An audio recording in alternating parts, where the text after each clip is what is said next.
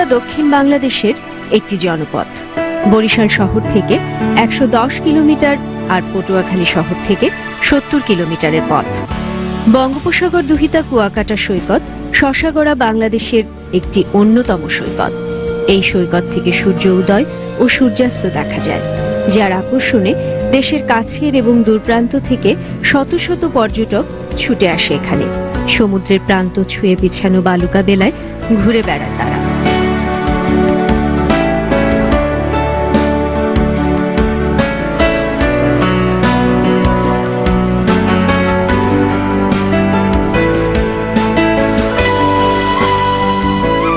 ভোর না হতেই পর্যটকদের পদচারণায় মুখর হয়ে ওঠে সৈকত।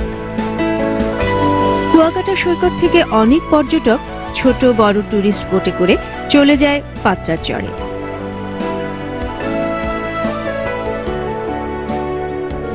যেখানে রয়েছে ঘন বাদাবন বা ম্যানগ্রোভ ফরেস্ট, যা সুন্দরবনেরই একটি বাড়তি অংশ।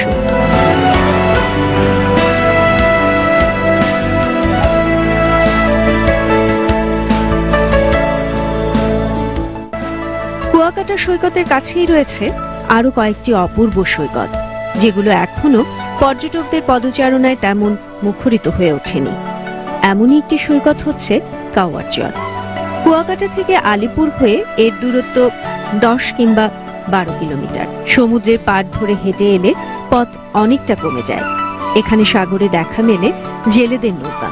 এই সৈকতের কাছ ঘেঁষে দাঁড়িয়ে আছে গঙ্গামতী সংরক্ষিত বনাঞ্চল। কেওড়া গাছের প্রাধান্য এই বনে। অন্যান্য লবণ পানির বৃক্ষও রয়েছে বেশ কিছু। সামুদ্রিক ঝড়ের ছোবল থেকে যতটুকু পারে উপকূল অঞ্চলকে রক্ষা করে গঙ্গামতী বন।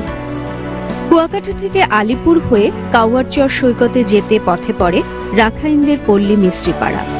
এখন অবশ্য মাত্র কঘর রাখাইনদের বাস এখানে। তবে এখানকার বৌদ্ধ মন্দিরটি পর্যটকদের আকর্ষণ করে তার ২৮ ফুট উঁচু সুবিশাল বুদ্ধ মূর্তিটির জন্য। কংক্রিটের তৈরি মূর্তিটি রঙের ঔজ্জ্বল্য দৃষ্টি কাড়ে সহজেই।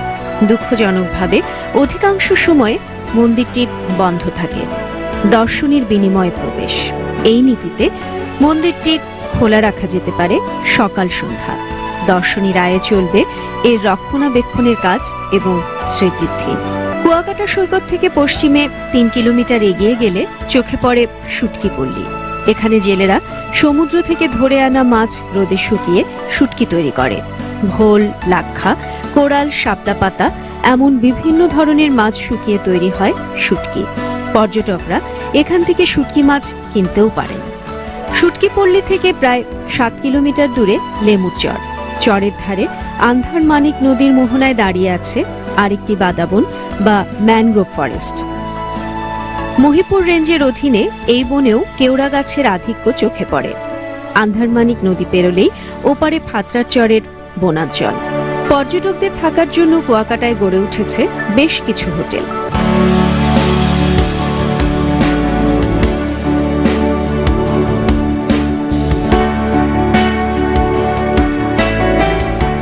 কুয়াকাটা একটি সুন্দর পরিকল্পিত পর্যটন নগরী হিসেবে গড়ে উঠুক, হাজার হাজার পর্যটকদের সঙ্গে কুয়াকাটাবাসীও সেই কামনাই করেন।